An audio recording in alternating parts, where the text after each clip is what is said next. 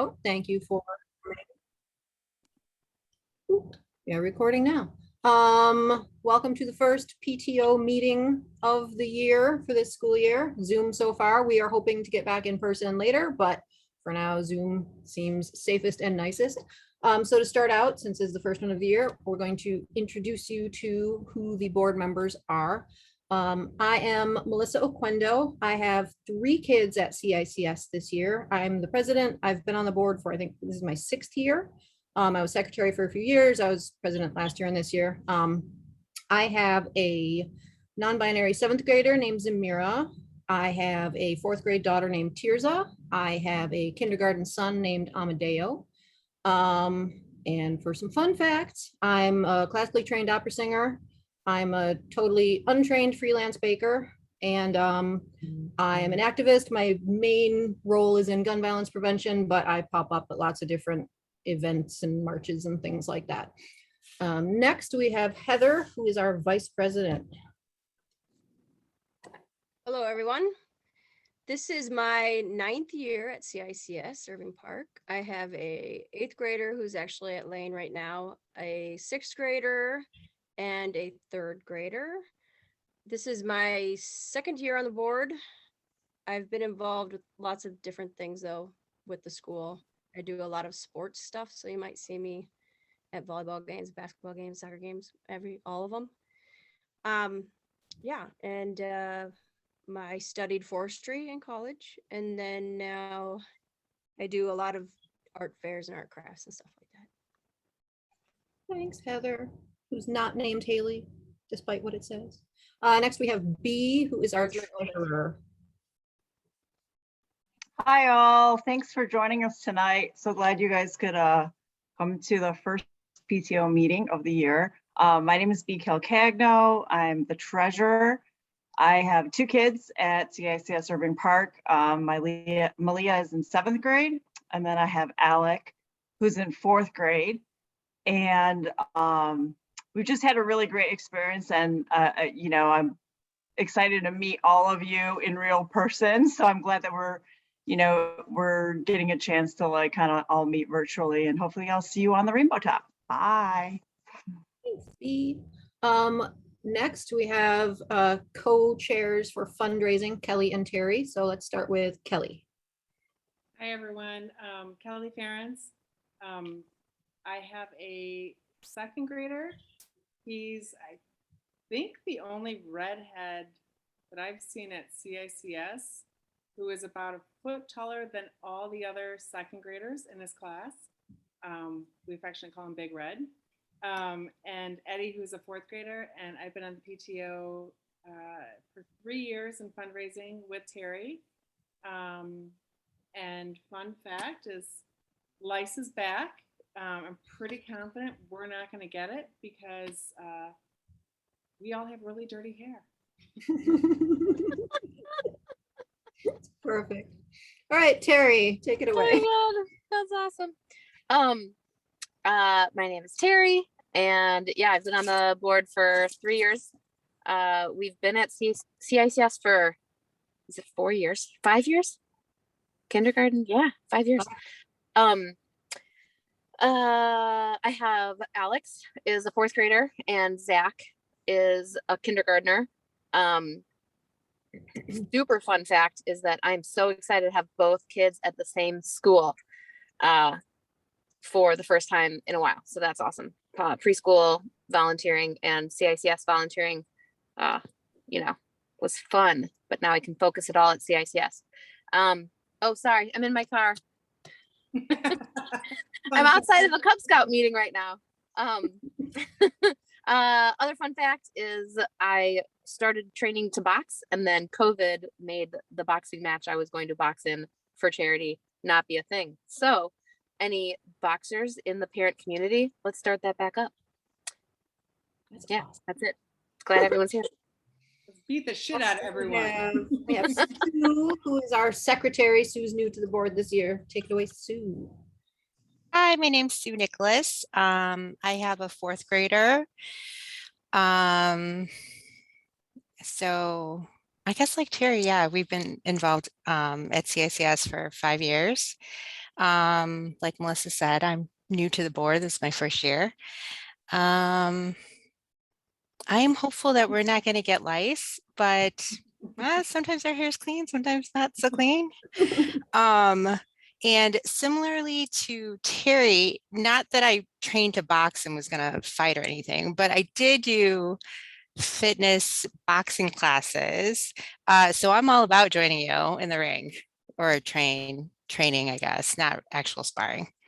Done. That sounds good. All spar. That sounds awesome. Right, And I we're did a little bored. Muay Thai too. Apparently we but- box. Yeah. Yeah, so I wanted everyone, who I assume can see us, whether or not we can see you, to be able to put some faces to who we are, because if you email the PTO Gmail, it's us. And if you have any questions, any, parent stuff you want to know, find any of us on the playground. Most of us are around a lot. You can always feel free to come up to me with any sort of question that I may or may not know. I know, especially when I was new to the school, the first year or two at least, I just was sort of in a daze of trying to figure out what was going on, what I needed to know, who this teacher was, what the inside scoop was. And so I feel like that's a big part of our role as the board, is just to sort of serve as people that you can always come to with any sort of question like that. Because beyond that, the PTO is everybody. If you are a parent at the school, if you are staff at the school, the PTO is all of us. So it's not like the PTO is just us little tiny board. We are the representatives, and we try as best we can to make decisions that will benefit the entire school community.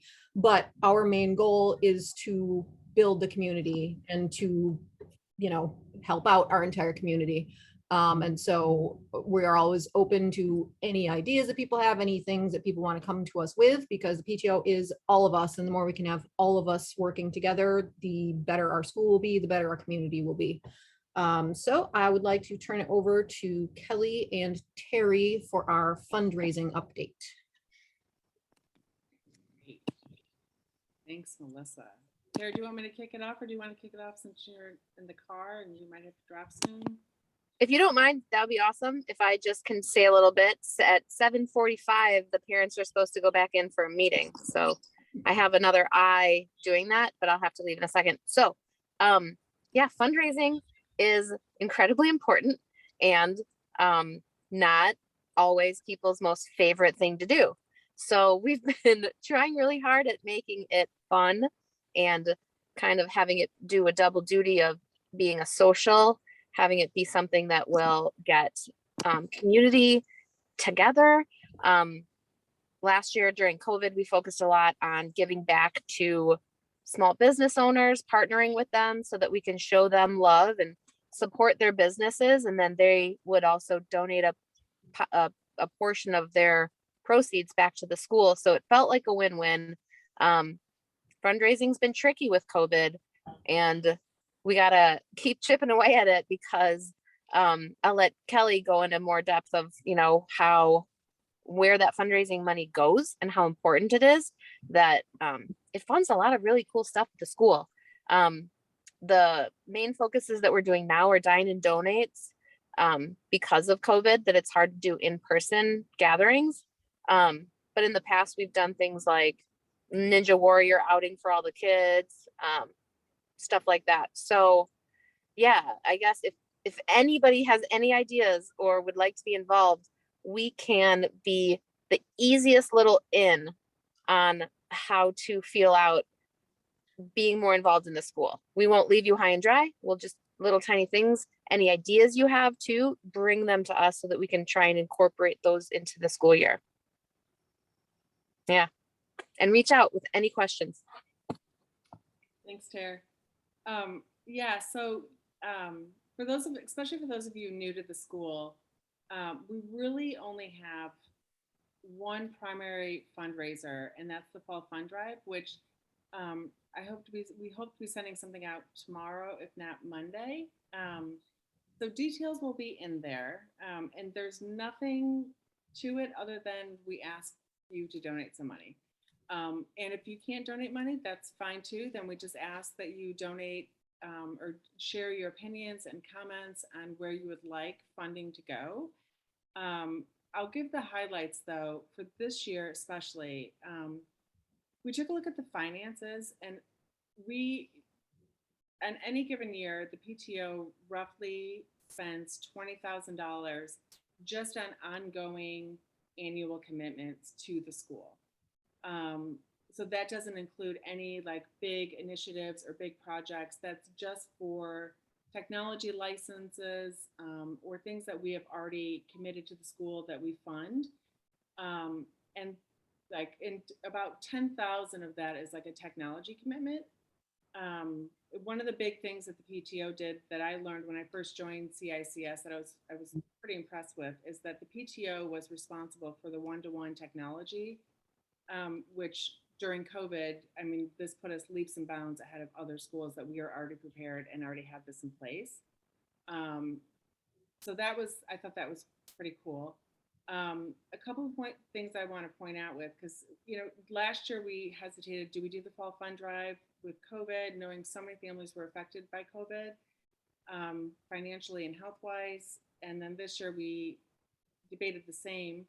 And we decided to move forward with it because families that can give, we don't want to miss that opportunity to get that money because it helps all students of CICS. And then the other point I wanted to make is that with, like as Terry said, like the lack of ability to do a lot of creative fundraising, we're limited to dine and donates or, you know, apple taffy sales, whatever, in the fall fund drive. We might be able to do some more things in the spring, but right now we have a lot of work to do just to meet our annual commitment that we have to the school and continue the programs that we've been funding. And a big part of fundraising that I don't think a lot of people know, even probably current parents recognize, is that uniform sales, we generate about $10,000 worth of revenue for the PTO or the school. And with that going away, we have spirit wear, which we're hoping people buy and, you know, celebrate being a Puma. But obviously sales we're not gonna reach the profit of $10,000 with spirit wear. So that will be going out again tomorrow or Monday. And then just to hit on Terry's point too about the dine and donate. So Terry and I have been doing the dine and donates where we try to get at least 2 every month. And we've been doing this for the past 3 years. And so if you want to get involved with the school or the PTO in a very non-committal way, we have pretty much got it down to like a science of like the restaurants we reach out to, what it is that we need to do, and like the whole system. But, you know, of course it takes follow-up with the restaurants, reaching out to the school, marketing it. So we would love anyone who wants to raise their hand, even if it's just saying like, hey, I'll do one dine and donate. We would gladly take you up on that.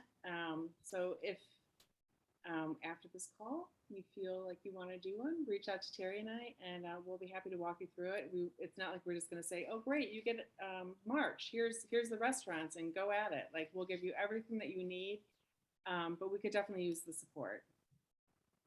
I'm not sure if I'm forgetting. Thanks, Kelly.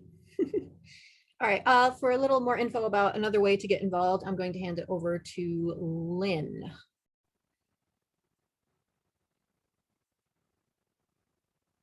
Hi, everybody. I'm Lynn. I have been working, I'm going to pull up a different screen. So it looks like I'm not looking at you. It's because I'm not. Sorry. I have been working on figuring out if we can get some grade level reps together. And basically the idea behind grade level reps is that we no longer have room reps or like a room mom because of COVID. So we're really looking for people that we're not necessarily asking to go into the building, but more to be a representative of your child's grade. So we're looking for CICS parents or guardians who want to be the voice of their peers. People will have a sense of what is wanted in their child's grade level and communicate that to the PTO. So I just had a conversation today about, you know, how much time we're looking for these people to have, because I have gotten an email for somebody who's interested in the second grade. I don't remember her name, but so it sounds like, you know, the time commitment can be pretty small or it can be pretty big. It just sort of depends on what the individual parent is looking for. We just really are hoping that that same sense of community that we could build with room reps or room, you know, room parents, we can build with a grade level rep where we'll really get a better sense of what programs and, you know, things are needed at an individual grade level, where, you know, an 8th grade family obviously doesn't need the same things for their children as a 1st grade family. So we're really just hoping that these people can be more of a liaison between the PTO and the community at large. So for a lot of these things, you can reach out to pumapto@gmail.com. Lynn, did you want people to reach out directly to you, or if they're interested in that, should they reach out to our Gmail address? We have it that they're reaching out to me.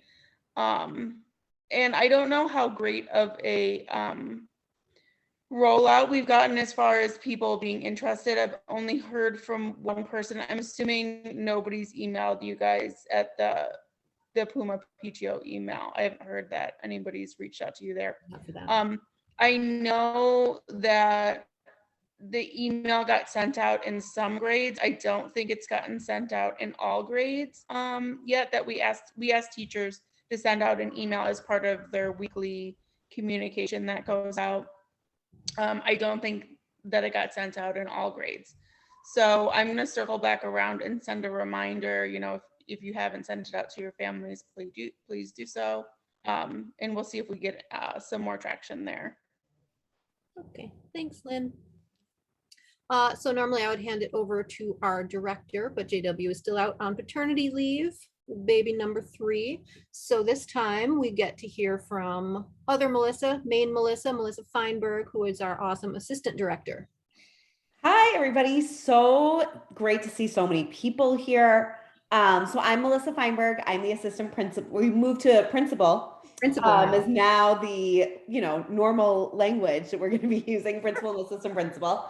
So I'm so excited to be here. Thank you so much. This is my 4th year at CICS Irving Park. And I think the thing that whenever I'm in job interviews or somebody talks about Irving Park, my favorite thing that I always talk about is the community. So it's really just so great to see so many faces and screens and names here.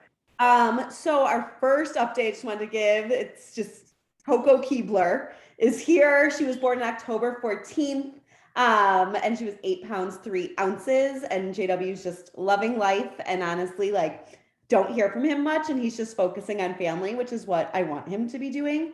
But he comes back on Tuesday afternoon. So he will be back very soon. And we're so excited to see him. I just wanted to connect with everybody about what our priority areas are for this school year. And this is network wide and just how we're focusing in on it too at Irving Park. So the first thing that we're focusing on is learning acceleration. So learning acceleration, we know that in the pandemic, there's been a lot of unfinished learning that's happened. What some people might think is, okay, so then we need to learn all of the 1st grade skills still if I might have a 2nd grader because they haven't finished everything in 1st grade. And there's tons and tons of research that shows that that's not the way to help close those gaps and help address that unfinished learning.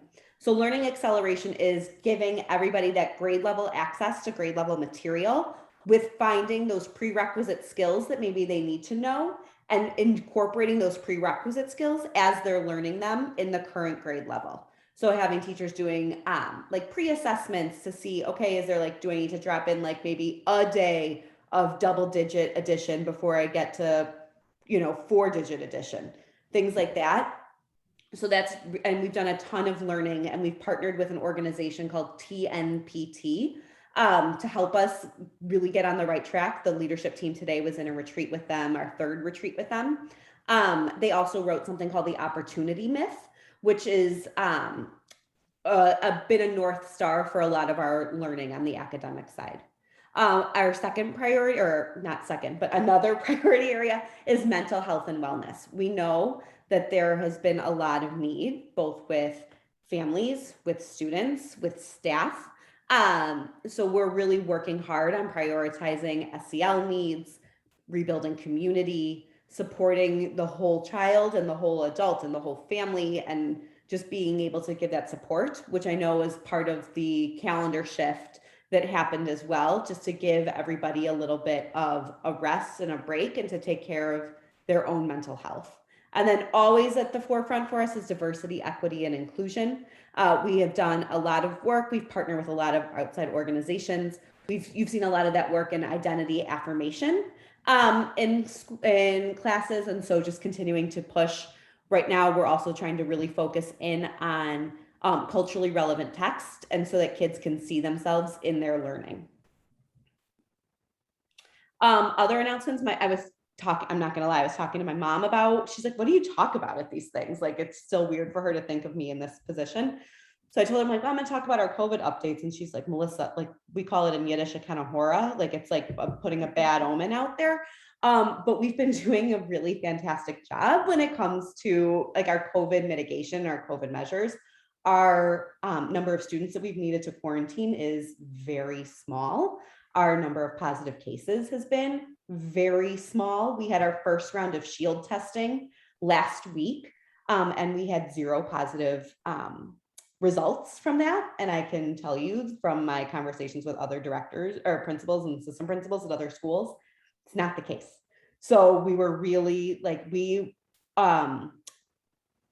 something that we do very differently than other DS schools is that we have lunch in our gym, and that we're able to sit kids 6 feet apart when they're having lunch, which is not the case in a lot of other schools. And so we really think that that is something that is making it like one of the many factors that we're doing that's really set us apart from other schools.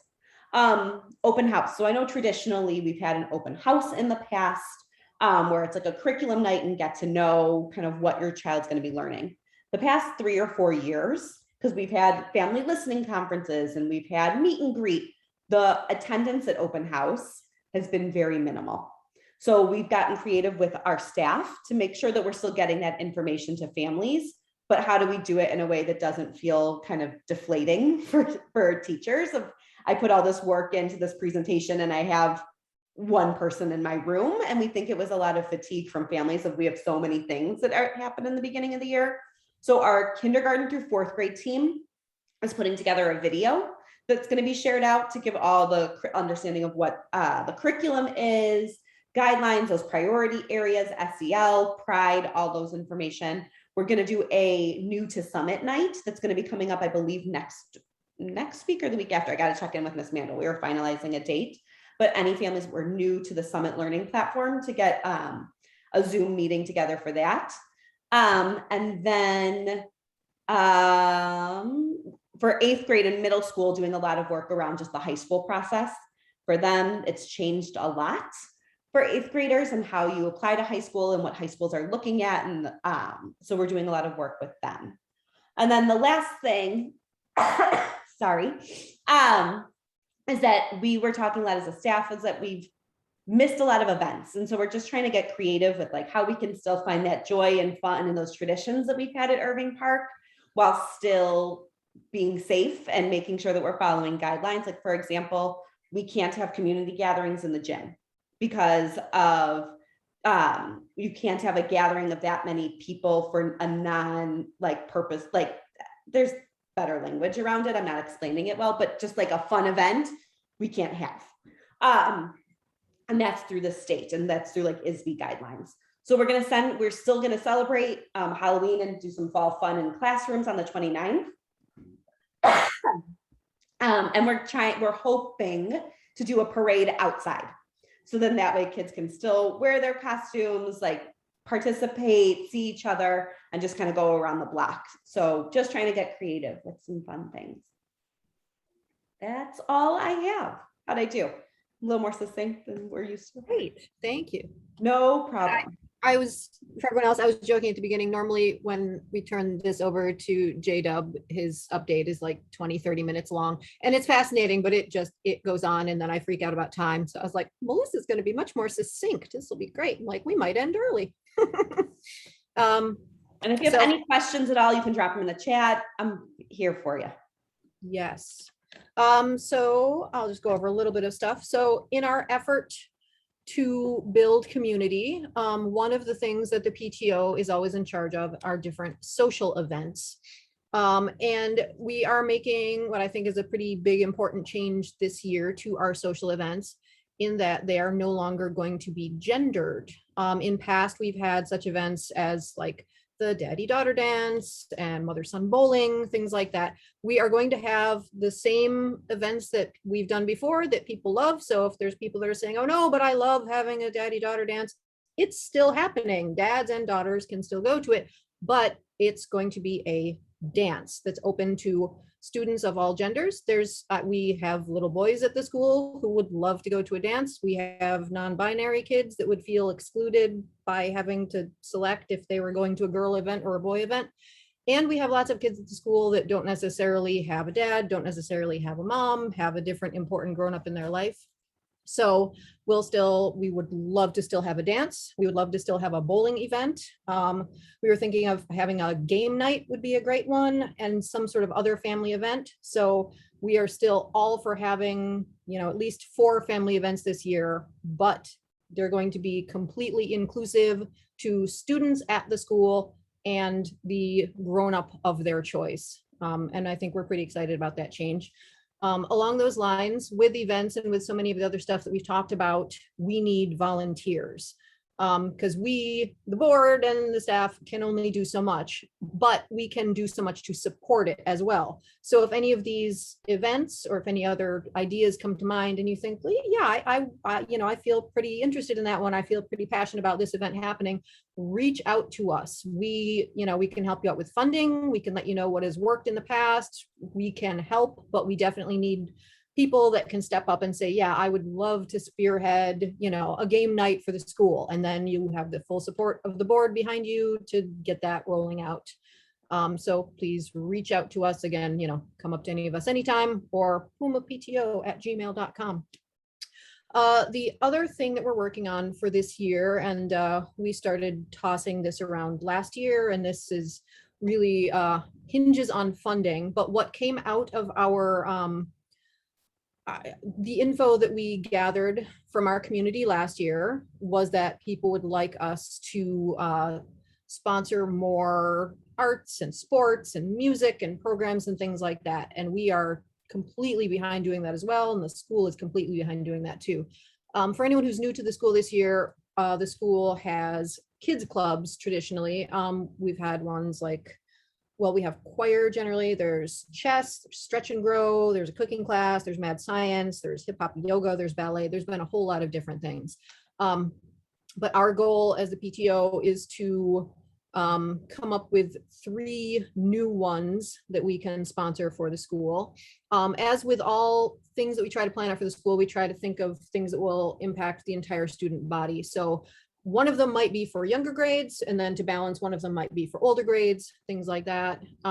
We're still hashing out exactly which programs we would like to do. We have some ideas, but as with everything else, if there is something either that any of you have a particular connection to, that you or someone in your circle has a business and you think, oh, this class would be great to have at the school, let us know. Or even just an idea of, oh my gosh, I've always wished that the school had a such and such program, let us know, because nothing that we have talked about is really carved in stone yet.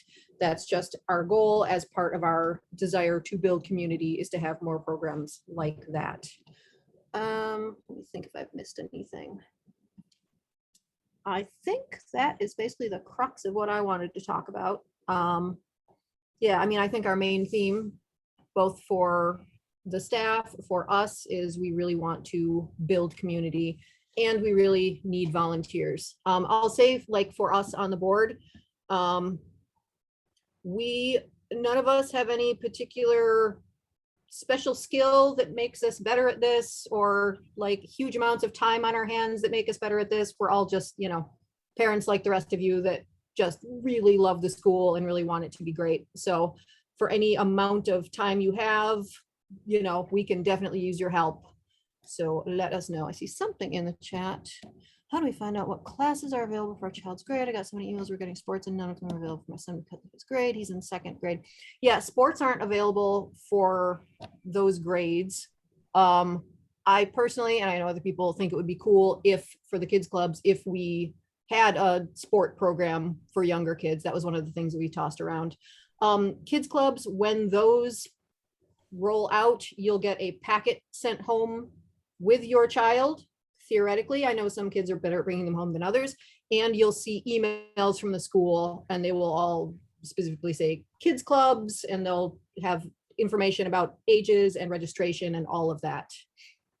They aren't out yet, but I mean, there's usually, Melissa, do you know when the first round comes out?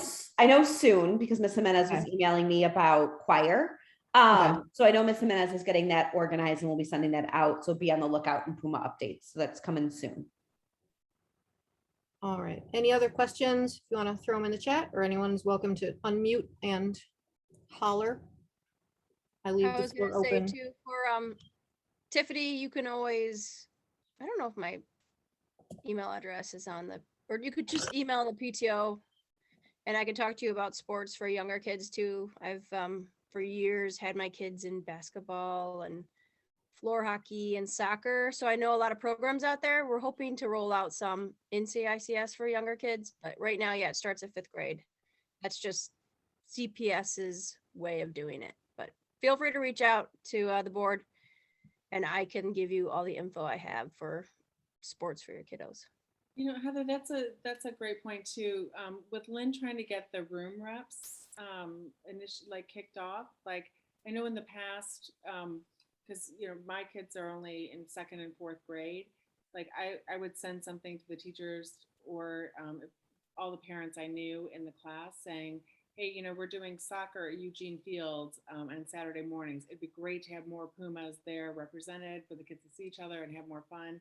And I talked to some people at the park district to see if we could do exclusive CICS, a partnership with them. And right now, unfortunately, like the rest of the world, the park districts are really low on staff.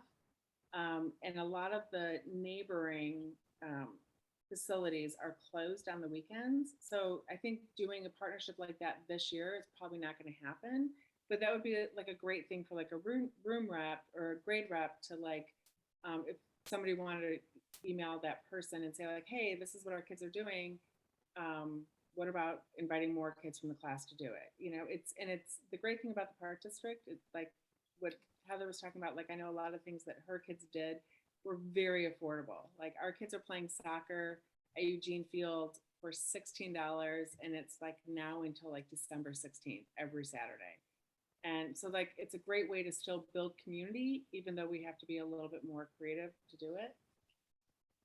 And Neighborhood Boys and Girls Club, which is just east on Irving Park, works with our school a lot. I know some kids do some after school care at the facility there. And they have great sports too. That's where I've always done basketball. It starts in kindergarten. And then also floor hockey starts in kindergarten. I think they have soccer, but we do soccer somewhere else. But yeah, that's a place to look too. It's not far from the school. So another thing that we've talked about. Kelly, can I? Oh yeah, hop in. Sorry, Kelly, can I just ask about which park you talked to? Because CFC is doing a special class with Kilbourne. Yeah, so that's funny that you said that because that's where, like, as you know, like our kids did preschool, like through Kilbourne. Yeah. And I talked to, he was at Kilbourne and now he's at Jensen, and he also oversees Eugene facilities. And so he had recommended that we reach out to Independence and Athletic Field because those are the two closest in proximity. that Yeah. doesn't mean that we're limited to those, but I think a lot of times too, we tend to find things in Old Irving, Jefferson Park, Portage Park. And I'm trying to, like, I want to be respectful for our community that live east of the school, to find something that's more kind of centrally located. And Terry and I do the same thing with like the Dine and Donates. We try to find like restaurants that are like closest to the school.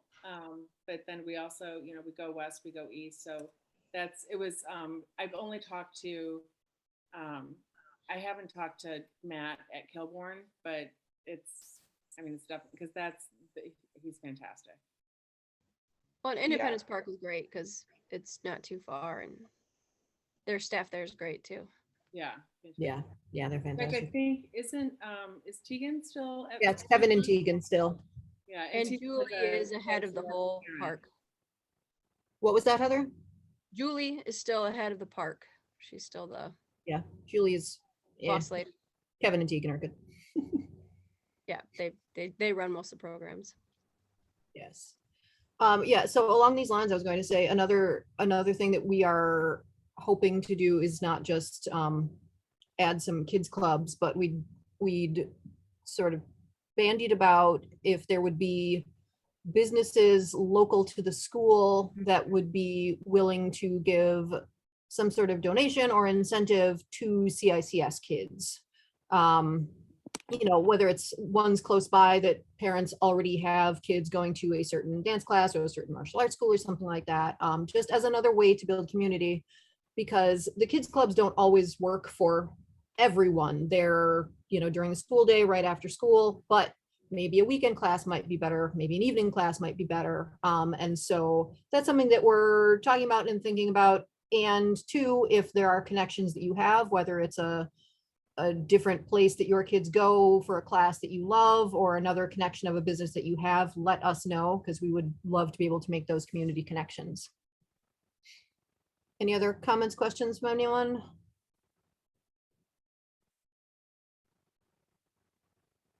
Crickets.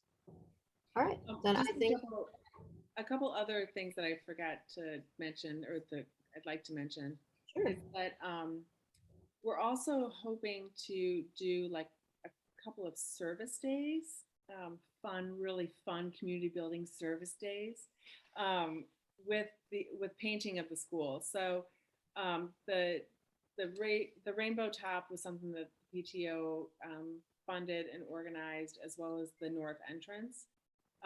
We have a really old school that needs a lot of work. But we also don't own it. We lease the school.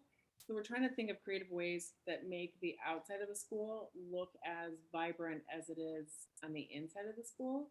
And one of the things that we're hoping to get approved through Distinctive, as well as the, I'm not sure who owns the school now that church. It's still the Archdiocese, even though the church closed. But we have a different context. We used to go through the free. So right. That's what we're trying to get that approved, so that we can paint that blue band that has the expression on the parking lot. We can take that band all the way around the school, and then paint the main entrance and just do some color blocks. So nothing like crazy artistic. If you can hold a paintbrush, you can help us.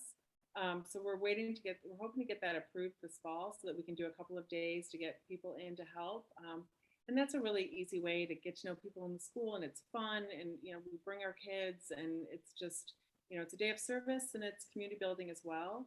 And then the other thing was, we are trying to get just a social on the calendar for October, where we can still like meet at a bar or a restaurant, casual, just, everyone get, have a couple drinks, have some appetizers, have a Coke, I don't care. But we're trying to get that organized so that we can still do it outdoors. Just more to come on that one. It'll probably be one of the last 2 weeks in October. Thanks, Kelly.